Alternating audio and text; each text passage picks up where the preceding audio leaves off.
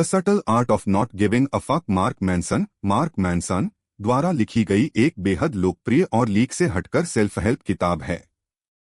यह पारंपरिक सकारात्मक सोच पॉजिटिव थिंकिंग के विचारों को खारिज करती है। मार्क मैनसन का मानना है कि जीवन में हमेशा सब कुछ अच्छा सोचने से चीजें बेहतर नहीं होती, बल्कि असल सुकून तब मिलता है जब हम यह चुनना सीख जाते हैं कि किन चीजों की परवाह करनी है और किन चीजों को पूरी तरह से नजरअंदाज करना है।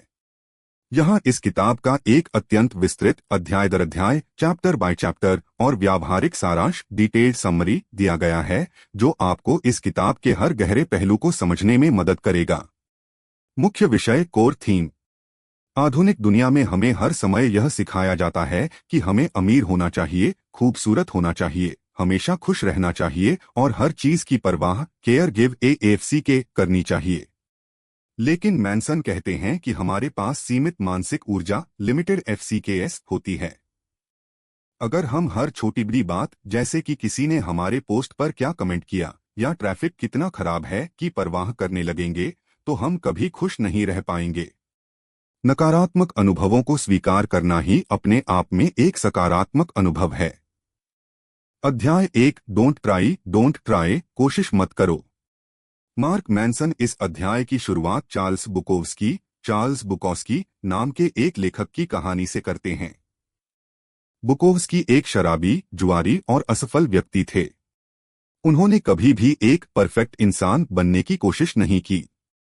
उन्होंने अपनी कमियों को स्वीकार किया।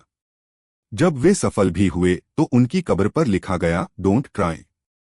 Feedback loop from hello, the feedback loop from hello. आज के समय में हम किसी बात को लेकर चिंतित होते हैं और फिर इस बात पर विचार करके और अधिक चिंतित हो जाते हैं कि हम चिंतित क्यों हैं। मैनसन इसे नरक का फीडबैक लूप कहते हैं। आप गुस्सा हैं, राइट एरो, आपको इस बात पर गुस्सा आता है कि आप गुस्सा क्यों हैं, राइट एरो, आप और अधिक चिढ़ जाते हैं। इससे बचने का एकमात्र तरीका है इस बात की परवाह करना छोड़ देना कि आप बुरा महसूस कर रहे हैं। अपने बुरे वक्त और कमियों को सहजता से स्वीकार करें। परवाह न करने के 3 सूक्ष्म नियम, the 3 subtleties of not giving a fuck.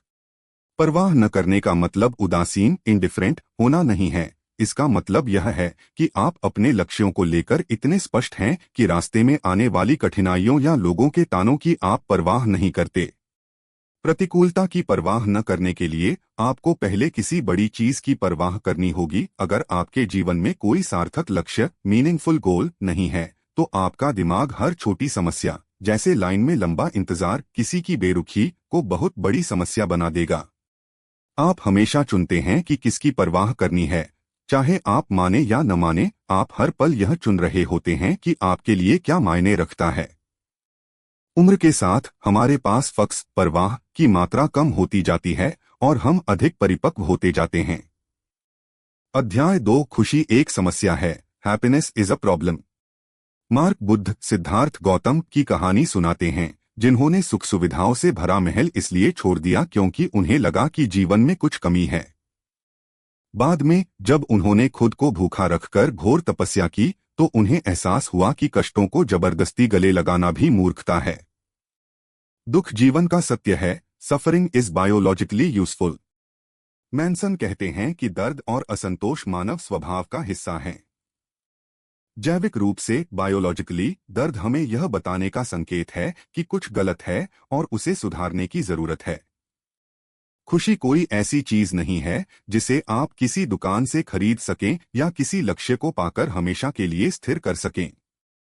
अपनी समस्याओं को चुनें, चूज योर प्रॉब्लम्स। खुशी समस्याओं को हल करने से आती है, समस्याओं से भागने से नहीं। सच्चा सवाल यह नहीं है कि आप जीवन में क्या आनंद चाहते हैं, बल्कि असली सवाल यह है कि आप किस तरह का दर्द सहने के लिए तैयार हैं। अगर आपको एक शानदार बॉडी चाहिए, तो आपको जिम में घंटों पसीना बहाने और उबला खाना खाने का दर्द सहना होगा। अगर आपको एक सफल बिजनेसमैन बनना है, तो आपको शुरुआती असफलता और जोखिम का दर्द चुनना होगा। अध्याय 3 आप विशेष नहीं हैं, यू आर नॉट स्पेशल। आजकल की संस्कृति में हर बच्चे को यह सिखाया जाता है कि वह असाधारण स्पेशल है। मैनसन इस विचार की कड़ी आलोचना करते हैं। असाधारणता का भ्रम, द मिथ ऑफ एक्सेप्शनलिज्म। अगर हर कोई विशेष है तो परिभाषा के अनुसार कोई भी विशेष नहीं है। इंटरनेट और सोशल मीडिया हमें केवल दुनिया के सबसे बेहतरीन टॉप 0.1% लोगों की जिंदगी दिखाते हैं, सबसे अमीर, सबसे फिट, सबसे खुश लोग। इसे देखकर हमें लगता है कि हमारी सामान्य एवरेज जिंदगी एक असफलता है। सच्चाई यह है कि अधिकांश लोग अधिकांश चीजों में औसत एवरेज ही होते हैं और इसमें कोई बुराई नहीं है। आत्मसम्मान का जाल, द सेल्फ एस्टीम ट्रैप। खुद को दूसरों से श्रेष्ठ समझना या खुद को हमेशा एक पीड़ित विक्टिम की तरह देखना, दोनों ही आत्मकेंद्रित एंटलमेंट होने के लक्षण हैं। जब आप यह स्वीकार कर लेते हैं कि आप भी एक साधारण इंसान हैं, तो आपके ऊपर से हमेशा महान दिखने का दबाव हट जाता है। तब आप बिना किसी तनाव के वास्तविक सुधार की ओर बढ़ सकते हैं। अध्याय 4, कष्टों का मूल्य, द वैल्यू ऑफ सफरिंग। इस अध्याय में जापान के सैनिक हीरो ओनोडा की कहानी है, जो द्वितीय विश्व युद्ध खत्म होने के 30 साल बाद तक फिलीपींस के जंगलों में लड़ते रहे, क्योंकि उन्हें लगता था कि युद्ध अभी जारी है। उन्होंने अपनी जिंदगी के 30 साल एक ऐसी बकवास धारणा के लिए कुर्बान कर दिए जो सच ही नहीं थी। आपकी वैल्यूज क्या हैं? हमारा जीवन इस बात से तय होता है कि हम अपनी सफलता या विफलता को मापने के लिए किस पैमाने मैट्रिक्स का उपयोग करते हैं। खराब और घटिया मूल्य, बैड वैल्यूज। अंधा सुख, प्लेजर, यह एक सतही लक्ष्य है। केवल सुख के पीछे भागने से अवसाद मिलता है। भौतिक सफलता, मटेरियल सक्सेस, कार, बंगला, बैंक बैलेंस से खुद को आंकना। हमेशा सही होना, ऑलवेज बीइंग राइट। जो लोग सोचते हैं कि वे कभी गलत नहीं हो सकते, वे कभी कुछ नया सीख नहीं पाते। हमेशा सकारात्मक रहना, स्टेइंग पॉजिटिव, नकारात्मक भावनाओं को दबाना मानसिक बीमारी को बुलावा देना है। अच्छे और स्वस्थ मूल्य, गुड वैल्यूज। ये मूल्य वास्तविकता पर आधारित होते हैं, रचनात्मक होते हैं और हमारे नियंत्रण में होते हैं। ईमानदारी, ऑनेस्टी। जिम्मेदारी, रिस्पॉन्सिबिलिटी। दूसरों का सम्मान करना, वल्नरेबिलिटी, रिस्पेक्ट। जिज्ञासा और सुधार, क्यूरियोसिटी। अध्याय 5, आप हमेशा चुनाव कर रहे हैं, you are always choosing. Mark 2 अलग अलग स्थितियों की तुलना करते हैं, एक व्यक्ति जिसे जबरदस्ती बंधक बनाकर 20 मील दौड़ाया जाता है और दूसरा व्यक्ति जो अपनी मर्जी से मैराथन में 20 मील दौड़ता है। दूरी और दर्द दोनों में समान है, लेकिन पहला व्यक्ति खुद को पीड़ित महसूस करता है जबकि दूसरा रोमांचित महसूस करता है। जिम्मेदारी बनाम दोष, रिस्पॉन्सिबिलिटी वर्सेस ब्लेम। भले ही आपके जीवन की हर समस्या के जिम्मेदार आप न हो, जैसे कि कोई बीमारी या किसी का धोखा, लेकिन उस समस्या के प्रति आप कैसा व्यवहार करते हैं, इसकी जिम्मेदारी पूरी तरह आपकी है। उदाहरण के लिए, यदि कोई आपके घर के दरवाजे पर एक लावारिस बच्चा छोड़ जाता है, तो वह बच्चा आपका नहीं है, दोष आपका नहीं है, लेकिन अब उस बच्चे का क्या करना है, यह जिम्मेदारी आपकी बन जाती है। अपनी परिस्थितियों के लिए दूसरों को दोष देना बंद करें। जब आप जिम्मेदारी लेते हैं, तो आप अपने जीवन का नियंत्रण अपने हाथों में ले लेते हैं। अध्याय 6, आप हर चीज के बारे में गलत हैं, you are wrong about everything. मानव मस्तिष्क एक अर्थ बनाने वाली मशीन, मीनिंग मेकिंग मशीन है। हम जो देखते हैं या सोचते हैं, वह हमेशा सच नहीं होता। विकास का अर्थ है कम गलत होना, growth is an iterative process. Manson कहते हैं, मैं अपने जीवन में सही होने से कम गलत होने की ओर बढ़ने को ही विकास मानता हूं। हमारे आज के विचार शायद आने वाले 10 सालों में हमें गलत लगें। इसलिए अपने विचारों को लेकर कट्टर मत बनिए।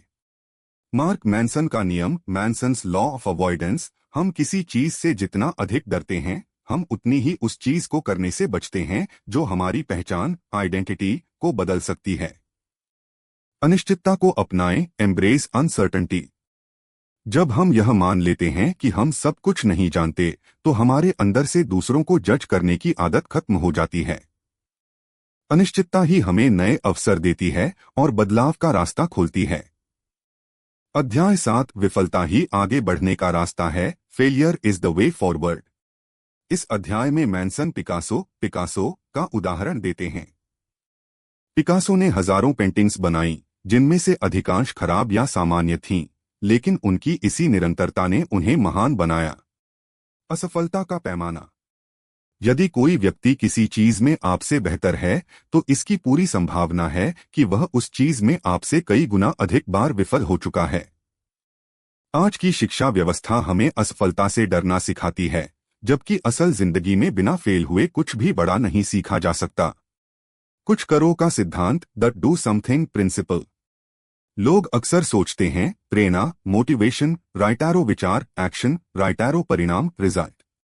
वे सोचते हैं कि जब तक प्रेरणा नहीं मिलेगी वे काम शुरू नहीं करेंगे। लेकिन मैनसन कहते हैं कि यह चक्र असल में ऐसा है, काम करो, एक्शन, राइटारो प्रेरणा मिलेगी, मोटिवेशन, राइटारो नए विचार आएंगे, न्यू एक्शन। अगर आप किसी समस्या में फंसे हैं और समझ नहीं आ रहा कि क्या करें, तो बस कुछ भी छोटा सा काम शुरू कर दीजिए। काम की शुरुआत ही आपके डर को खत्म कर देगी। अध्याय 8, ना कहने का महत्व, the importance of saying no.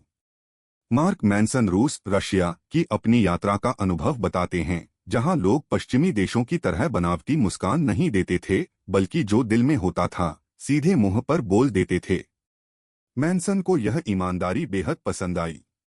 अस्वीकृति की कला, द आर्ट ऑफ रिजेक्शन। यदि आप किसी चीज को ना नहीं कह सकते, तो आपके हाँ का भी कोई मूल्य नहीं रह जाता। हर चीज को स्वीकार करने की कोशिश में हम अपनी जिंदगी को कबाड़ बना लेते हैं। हमें स्पष्ट रूप से चुनना होगा कि हमें क्या नहीं चाहिए। स्वस्थ रिश्ते, हेल्थी रिलेशनशिप्स। अस्वस्थ रिश्ता, टॉक्सिक रिलेशनशिप, जहां दो लोग एक दूसरे की समस्याओं के लिए जिम्मेदारी लेते हैं, जैसे तुम उदास हो तो यह मेरी गलती है, या मेरी खुशी तुम्हारी जिम्मेदारी है। इसे मैनसन कोडिपेंडेंसी कहते हैं। स्वस्थ रिश्ता, हेल्थी रिलेशनशिप, जहां दोनों पार्टनर अपनी अपनी समस्याओं की जिम्मेदारी खुद लेते हैं और एक दूसरे का समर्थन करते हैं। वे एक दूसरे को ना कहने और सुनने की आजादी देते हैं। अध्याय 9, और फिर आप मर जाते हैं, एंड देन यू डाई। किताब का अंतिम अध्याय सबसे गहरा और दार्शनिक है। मार्क मैनसन दक्षिण अफ्रीका की केप ऑफ गुड होप की एक ऊंची चट्टान पर खड़े होकर मौत के विचार पर बात करते हैं। मौत का आईना, द मिरर ऑफ डेथ। मृत्यु ही एक ऐसा सत्य है जो हमारे जीवन के सभी झूठे भ्रमों को तोड़ देता है। मौत के सामने हमारी गाड़ी, हमारा घमंड, समाज का डर और छोटी मोटी चिंताएं सब गायब हो जाती हैं। अर्नेस्ट बेकर की किताब द डिनायल ऑफ डेथ का हवाला देते हुए मैनसन बताते हैं कि इंसान मौत के डर से बचने के लिए अमरता परियोजनाएं, इमॉर्टैलिटी प्रोजेक्ट्स बनाता है, जैसे अपना नाम किसी इमारत पर लिखवाना, बहुत मशहूर होने की चाह रखना आदि। अंतिम सीख। जब हम यह स्वीकार कर लेते हैं कि हमारा समय सीमित है, तो हम फालतू की चीजों की परवाह करना बंद कर देते हैं। तब हम केवल उन्हीं चीजों पर ध्यान केंद्रित करते हैं जो वास्तव में मूल्यवान हैं, जैसे हमारा परिवार, हमारे सच्चे दोस्त, हमारी मानसिक शांति और हमारा वर्तमान क्षण। निष्कर्ष और मुख्य सीख की टेकअवेज। मार्क मैनसन की इस किताब का पूरा निचोड़ इन 5 बिंदुओं में समझा जा सकता है। सीमित परवाह, pick your FCK s wisely. आपके पास एक सीमित जीवन और ऊर्जा है। इसे तुच्छ और सतही चीजों जैसे सोशल मीडिया लाइक्स, लोगों की गॉसिप, रोजमर्रा की छोटी परेशानियां पर बर्बाद न करें। कष्टों का स्वागत करें, एक्सेप्ट द स्ट्रगल। जीवन बिना दर्द के संभव नहीं है। एक आरामदायक जीवन की तलाश करने के बजाय यह चुनें कि आप किस उद्देश्य के लिए संघर्ष करना चाहते हैं।